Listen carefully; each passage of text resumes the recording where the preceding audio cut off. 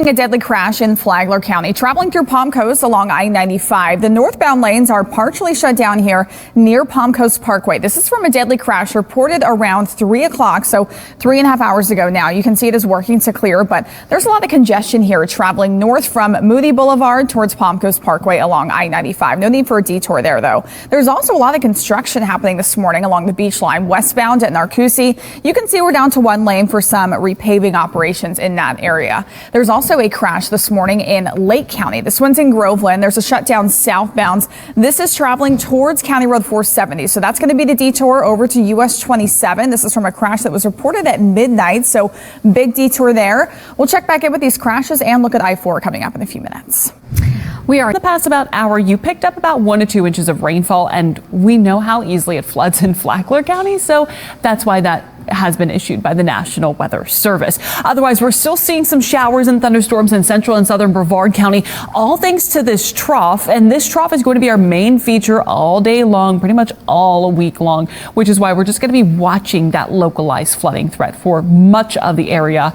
Overall, though, picking up about 1 to 2 inches of rainfall throughout the day today in some of those locations. Now, today, I think this afternoon we'll have the best chance for scattered rain and thunderstorms. And because we have a little bit more cloud cover this morning, along with that rainfall, and then more showers and thunderstorms developing later on the day, our highs reach the upper 80s and low 90s. Now, Futurecast starts to dry things out as we go towards late morning hours, but I am still keeping an isolated rain chance in the forecast through the morning hours along our coastline. Inland spots are dry. Then right around 1, 2 o'clock, we develop some rain, couple of thunderstorms, scattered thunderstorms around 4 and 5. By 6 and 7, things slowly begin to fade out. And then overnight tonight, I'm keeping those rain chances elevated along the I-95 corridor for more rainfall in our forecast. All thanks again to that trough continuing to increase our rain chances over the next couple of days. So your weekend planner looks like this. Saturday, Sunday, a 60% coverage of showers and thunderstorms. Tomorrow morning and Sunday morning, watching our coastline for some showers and thunderstorms. And then in the afternoon,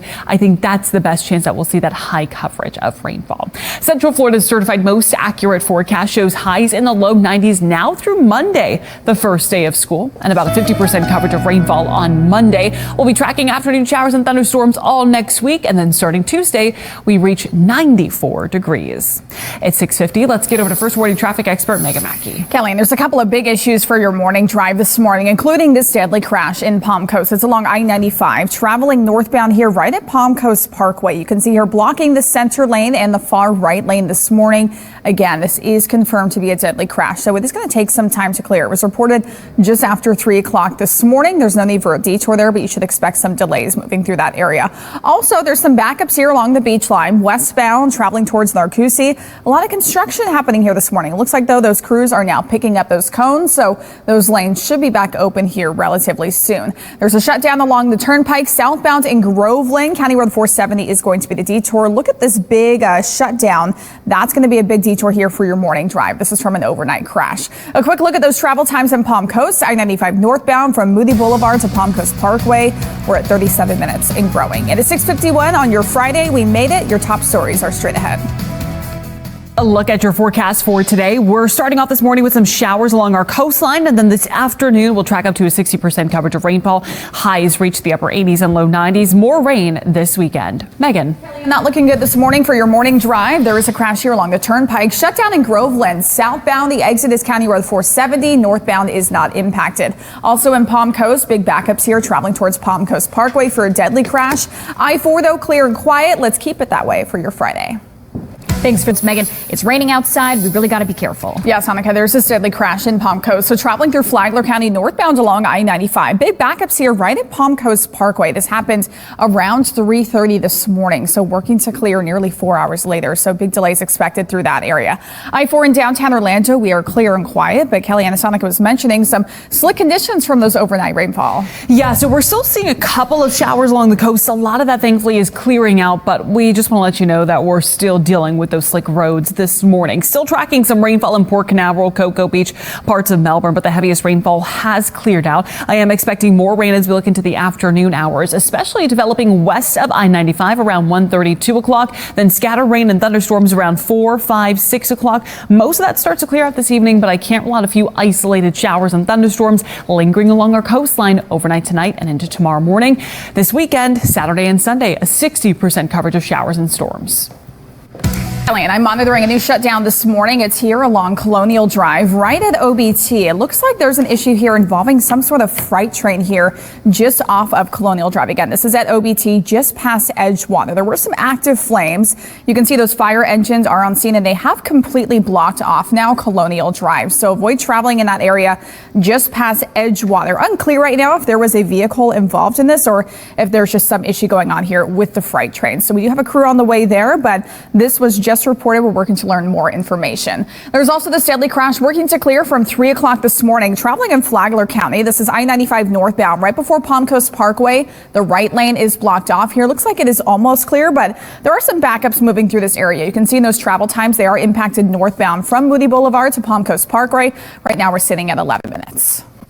This is a live look. It is right at OBT. You can see it looks like crews do have those flames put out, but this is just off of the roadway, which is why it's become a traffic issue. It does not look like a vehicle was involved in this incident, but for some reason, it looks like this train did catch on fire. So Colonial Drive is shut down in both directions at OBT. I want to give you a look at the detour. It's going to be either along Princeton Street or Washington Street. This is pretty close to downtown Orlando. So looking at the delays there, that is going to be the detour.